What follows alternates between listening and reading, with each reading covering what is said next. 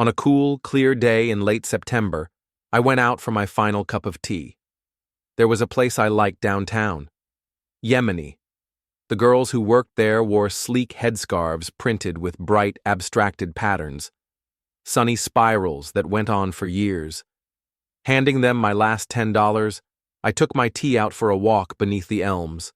Joggers raced their dogs into the evening gloom in a park-turned arboretum that I remembered from my college days. Tracing the path back to a familiar bench, I slung my backpack down and sat.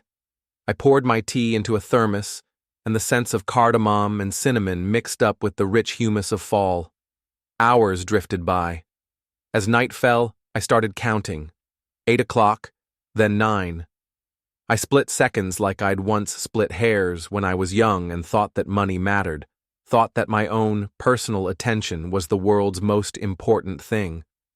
By 10, I was jumping at the slightest sound. Trees creaked, I tried to remind myself.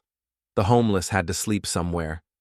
But try as I might, I still scrutinized every face that slouched out of the pallid moonlight. Eventually, I moved to the next bench over. There was a lamp beside it. Moths dashed themselves against facades of flame while I nursed my tea. It was still delightfully hot, and stared down at my knobby calluses. They all seemed so out of place in that jaundiced splash of lamplight. "You moved," my demon said. Glancing up, I saw only the same tired homeless men and scattered silent drug dealers. The voice had come from everywhere at once, and yet none of them had heard a thing. Their lives simply marched on. They'd die eventually, but not today. "Sorry," I said. "Is the exact bench supposed to matter?" The only answer that my demon gave me was their laughter, dissipating like so many wind-blown leaves. I sat there, holding my tea, letting time drain as I relaxed my muscles. It wasn't meditation. My brief sojourns into alternative society had taught me you had to pay for that. Rather, it was a trick I'd taught myself while laying bricks. My mind retracted back into my body like the slick mass of a startled snail, and I concentrated on one muscle and then the next, harnessing my frantic heartbeat to my more prosaic aches and pains. Soon, I heard the tinny sound of music spilling out of someone's headphones. I checked my phone. It was 11:59. As the day rolled over and died, the screen vibrated with 1,000 notifications, scrolling almost too fast for the eye to see. 1 day since this memory. 2 days since this memory. 5 years since this day. Each little bubble filled up with pictures that no one had ever taken, least of all me, so terminally camera-shy. I coughed, abruptly choking up. I hurled my phone into the darkness, and just before I stood to leave, a woman jogged out of a bank of sudden fog. "Mephistopheles," I whispered, a pink sports bra and black mesh leggings, spotless sneakers accented by ostentatious brand names. I'd never seen her, but I knew her instantly. Her mere presence dragged me to my feet and froze me there. She jogged up, and it was only when she stopped in front of me that I noticed the leash hanging empty in her hand. "It's Mephi in this form," she said. "Hey, Jace, have you seen my dog?" "Dog," I echoed. She nodded. "Dad heard that I was going to a park, so he was all, 'Can you take Cerberus with you?' And I mean no, it's Cerberus. 3 heads, and he's still literally the dumbest dog." She blinked, a third eyelid sliding diagonally across her eyes. The world blinked with her. Trees and hedges and the homeless all dissolved, and I was falling, thrown backwards by a touch of her finger. I slammed into something solid, breath whooshing out of me. There was no lamplight. The park had melted into night and fog. In the aftermath of her conjuring, Mephistopheles' eyes glowed the richest, Klimtian gold. "Stay here," she said. "I'll only be a second." And my demon slipped her headphones on again and jogged off into the abyssal gloom. For a time, her pink top hung against the darkness like a photographic artifact. I watched until its colors bled and ran.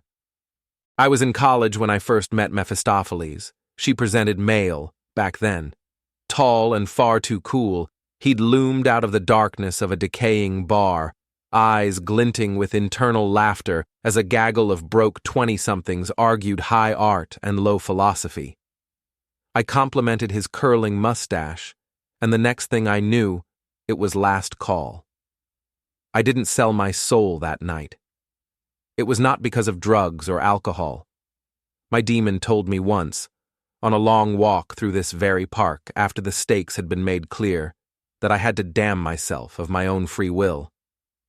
10 years later, it was still the cleanest contract that I'd ever signed. Now we were here, on the bench where it all started. When I leaned back, I could feel the jagged signatures of our original contract carved into the wood behind me. When Mephistopheles returned, the time would come to settle my end of the deal. Breath steaming in the frigid air, I allowed myself to drift back through the departing decade. Names and faces swam before me, but so few of them had really mattered. I'd raced through all my passions, afraid to linger any place too long in case the time was wasted, in case the seconds, minutes, hours, days remaining might have been better spent elsewhere. Something vibrated inside my pocket, and I found my phone again, magically unbroken. Notifications were still streaming in, memories from every day I'd ever lived, and several hundred more I hadn't. My own face gazed up at me from obscure roadside attractions, from loft apartments filled with abstract art, from cheap hotels on faded beaches. My socks and someone's sundress spilled across unlevel floors. 10 years, I said, tossing my phone into the night. 10 years, she echoed, jogging back out of the fog. Mephistopheles had found her dog. I was certain Cerberus must have had some different form, but just then he was a small, three-headed Yorkie, black and white fur peering from a raincoat and tiny boots. "So," she said, sitting beside me. She crossed her legs, and Cerberus jumped into her lap, his three heads sniffing at me skeptically. 10 years ago, I offered you a gift. You wanted knowledge, right? You had big dreams of becoming, what was it again? An inventor. She snapped her fingers, startling the dog. That's right. You know Faust, the real Faust, wanted the same thing. People had strange ideas about technology back then, but still, I guess I have a type. She giggled, her shoulder bumping against mine.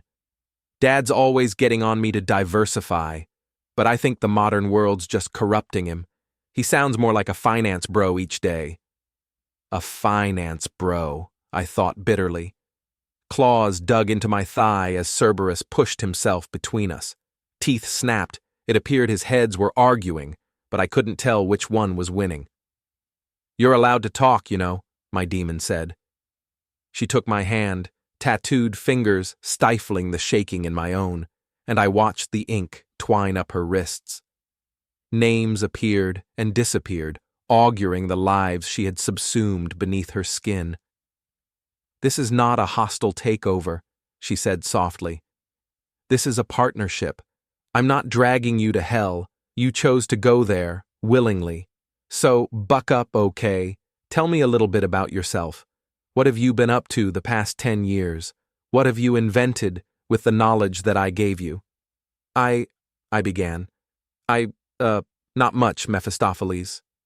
Mephi, yeah. Looking back, I guess I haven't done so much. She turned my hand over, held it in her lap. Lacquered nails picked out my calluses as if she was using them to map the years. You know, I said, the first time we sat down on this bench, I thought I understood myself. I guess that's pretty normal for a 20-something, but I was different. I was certain. All I lacked was the technical know-how, the skills I should have learned in school. If I just had that little lever, I thought I'd move the goddamn world. Cure cancer. Put colonies on the moon. In my dreams, I already had. Mephi flashed a brilliant smile. I remember. Your confidence was intoxicating. It intoxicated me too. I dragged my free hand through my thinning hair and listened to the sound of my lost phone throbbing in the distance. You want to get to know me? Fine. The first few years astonished me. All those stories about authors and inventors ordering breakfast in some rotten diner, then jotting down their masterpieces on a napkin while they waited. You made them true, for me. I had my first patent before the year was out, and after that it was startup city. The money just poured in. I tried to stand, but my legs failed when my perspective changed. The darkness spun. I felt as if I'd been trapped inside a centrifuge, my soul portioned out into its pieces and exposed for anyone to see. There was a problem, though, I said shakily. It turns out I'm terrible at judging people. I put my faith in middlemen and financiers, always thinking that the next VC was my way out. One more shot of cash, and I'd get my life off of the ground. By 25, I was flat broke. My next birthday found me laying bricks. Meffy laughed. Her fingernails, as sharp as scalpels, had begun to trim my ragged calluses. Blood flew. I flinched, but it hadn't come from me. There was a sharp, unearthly howl. Then Cerberus was clambering across my stomach to rest his forepaws on my chest. His first and second heads explored my face, but I could only watch, horrified, as their brother hung down limply on the right. Meffy squeezed my hand. You've been a carpenter since then, a house mover, a glass blower. You spent 2 weeks stacking cargo onto ships, 6 months hanging paintings for a fraudulent art gallery. You invented things occasionally, but that was just the background noise of life. You've been keeping tabs on me. Unzipping her leggings' thigh pocket, Meffy pulled a phone out and handed it to me. It was my own, drowning beneath another wave of photographs. We all have our favorites, she said. Besides, who do you think curates all those app notifications? Dad and I are like the only demons who even own computers. She leaned in, wafting notes of lavender shampoo. But never mind all that. Tell me about your ending, Jace. Endings are my favorite part. What have you been up to since you felt yourself begin to die? I went still. I thought about that snail. She was quiet. She gave me time. Abstract shadows revolved around us, sometimes smearing into Rothko scenes. I wander, I said finally. I hop trains and hike forgotten trails. I sleep rough when I have to, and I starve until the starving times are through. I shrugged. There's something deeply human about that kind of suffering. With the time that I had left in me, it felt like what I had to do. Shaking my head, I took a long, hot drink of tea. I offered the last sip to Meffy, and she took it, klimped eyes gleaming. That's good, she said with obvious relish. That was my last $10. Was it worth it? Damnation or the tea? You pick. I paused. Some small piece of me slithered from its shell to take cautious sips of the night and of my demon's perfume. Yeah, I said, smiling. It was. You know, I built that thermos myself. A cup of tea will keep its temperature for a whole day before it even starts to cool, and the flavors will remain in balance. Cardamom and cinnamon, sweet sugar, and the warmth of cloves. Close that lid and time will stop. The world could end all around you, but if you started with the proper product, you'd still have a perfect cup of tea. Time stops, Meffy said. Why, Jace, it almost sounds like you're afraid of me. Then she blinked, and again, the world blinked with her. Soft colors bled in from the edges, and I glimpsed a dim processional of lamplights marching off between the tangled trees. In a moment, we were back on Earth again. Huh? I said intelligently. You know, Jace, Meffy was saying, you could have made yourself a god. I've seen it happen 1,000 times before. Every generation must have its Rhodes, or Hitler. Even for us demons, the bloodshed gets a little stale. She held my thermos up, swirling the fragrant lees. But this is new. No soul I've ever purchased has tried to live so quietly before. Your presentation's rather drab. You might think about a few fun patterns. But wow, if this thing's just as good with iced chais, I'll take one in every color. Meffy, I said. What are you? She pressed a finger to my lips. Shush you. It's only a new lease on life. In 10 years, I expect to meet you back exactly here. Bring fun patterns. Maybe dream up a new snack. This form really likes to snack. I nodded, stupefied, and Mephi tapped a hot pink nail against our original contract.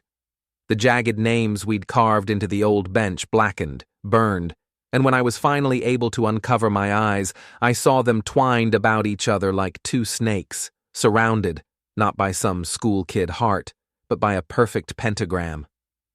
She turned and kissed my cheek. I'm a demon, Jace. I'm allowed to alter deals. Just keep working on the little things. Don't you dare touch cancer, but we can compromise on snacks and tea. Then she was gone, jogging off into the moonlight with Cerberus behind her. The dog's third head jerked and gouted blood, painting Rorschach curls over the dark depressions in the ground.